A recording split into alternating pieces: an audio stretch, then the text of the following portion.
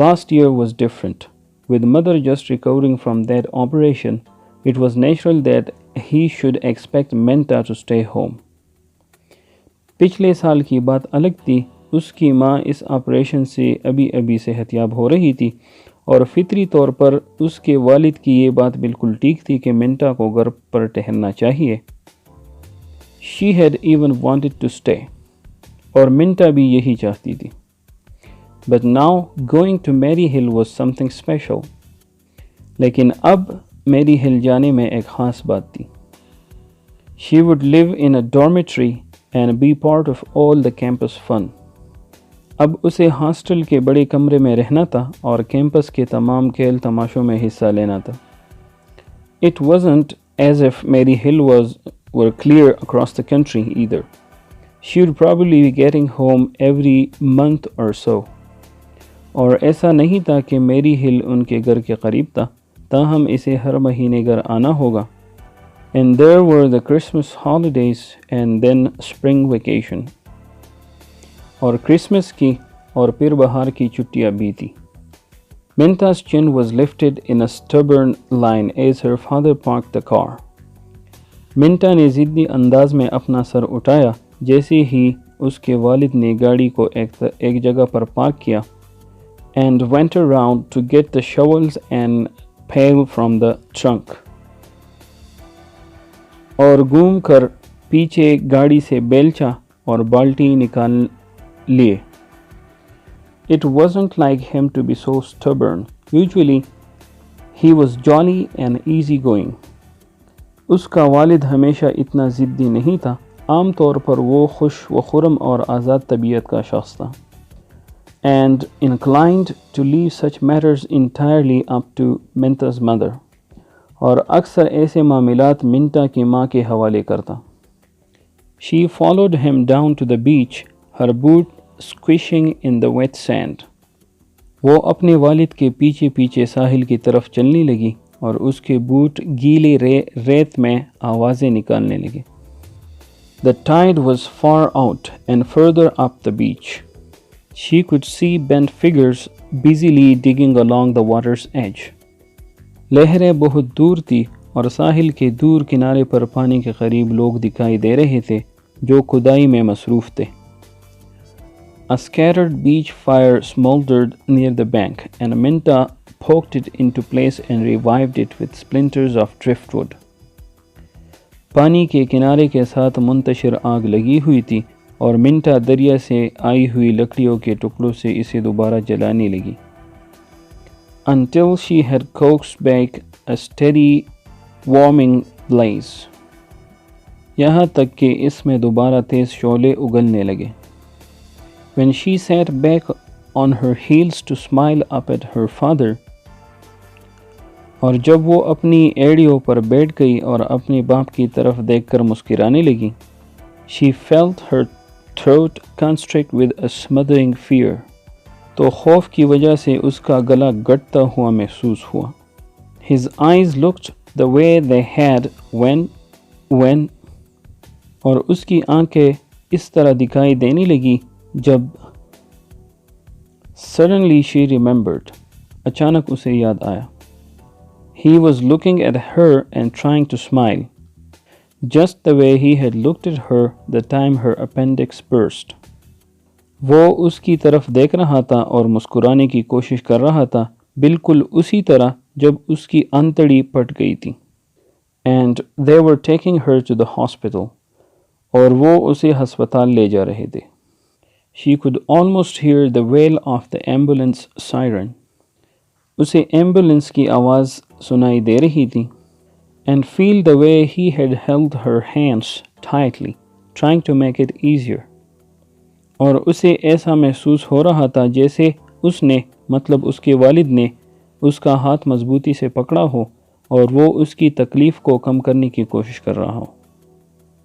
His eyes had told her then and as they told her now that he would 1,000 times rather bear the pain than watch her suffer. اس کی آنکھوں سے مطلب اس کے والد کی آنکھوں سے اسے اس وقت بھی پتہ چلا تھا اور اب بھی اس کی آنکھیں بتا رہی تھی کہ وہ 1000 دفعہ اس درد کو سہ لے گا لیکن اسے تکلیف میں نہیں دیکھ سکتا. It seemed like a long time that she had knelt there by the beach fire, afraid to move. اسے وہ وقت بہت لمبا محسوس ہوا جب وہ ساحل کی آگ کے اوپر جھکی ہوئی تھی اور حرکت کرنے سے ڈری ہوئی تھی. Childishly willing herself to wake from the nightmarish feeling that gripped her. اور بالکل بچوں کی طرح ان خوفناک احساسات سے بیدار ہونے کی کوشش کر رہی تھی جس نے اس کو پکڑ لیا تھا. He took her hand and pulled her to her feet and they started walking up the beach slowly. اس نے منٹا اس کا ہاتھ پکڑ کر سیدھا کر دیا اور آہستہ سے ساحل کی طرف چلنے لگے. Not toward the group of people digging clams, but in the other direction. ان لوگوں کی طرف نہیں جو کھدائی میں مصروف تھے بلکہ دوسری طرف. Toward the jagged pile of rocks that jutted out into the bay. بلکہ دوسری طرف ان نوکدار چٹانوں کی طرف جو ساحل کی طرف باہر نکلے ہوئے تھے. She heard a strange voice, her own voice. I thought you wanted to talk to me about school, but it isn't that, is it, father? اس نے ایک عجیب آواز سنی، اس کی اپنی آواز. میرا خیال تھا کہ آپ مجھ سے اسکول کے بارے میں بات کرنا چاہتے ہو، لیکن ایسا نہیں ہے. کیا آپ ایسا چاہتے ہو ابو؟ His fingers tightened around hers. In a way it is about school. اس کے والد نے اس کی انگلیوں کو مضبوطی سے پکڑتے ہوئے کہا، ہاں ایک لحاظ سے یہ اسکول کے بارے میں ہی بات ہے. And then, before the feeling of relief could erase the fear, he went on, I went to see Dr. Morton last week, Minta. اور اس کے بعد اس سے پہلے کہ سکون کا احساس خوف کو ختم کر دے اس نے اپنی بات جاری رکھی. پچھلے ہفتے میں ڈاکٹر مارٹن سے ملنے گیا. I've been seeing him pretty regularly these last few months. گزشتہ چند مہینوں سے میں کافی باقاعدگی سے اس سے ملتا رہا ہوں. She flashed a quick, frightened look up at him. You aren't ill. اس نے منٹا نے اچانک خوفزدہ انداز میں اپنے والد کی طرف دیکھا. کیا آپ بیمار تو نہیں ہو؟ No, he sighed, and it was a heart-breaking sound. نہیں. اس نے آہ برتے ہوئے دل کو چیر دینے والی آواز میں کہا. No, it isn't me, it's your mother. That's why I don't want you to go to Maryhill this year. نہیں، میں اپنی بات نہیں کر رہا ہوں، میں تمہاری ماں کی بات کر رہا ہوں. اسی وجہ سے میں چاہتا ہوں کہ تمہیں میری ہل اس سال نہیں جانا چاہیے. But she's feeling so much better, Dad. لیکن ابو وہ تو کافی اچھی اور صحت یاب محسوس ہو رہی ہے. Except for these headaches once in a while. سوائے سر درد کے علاوہ.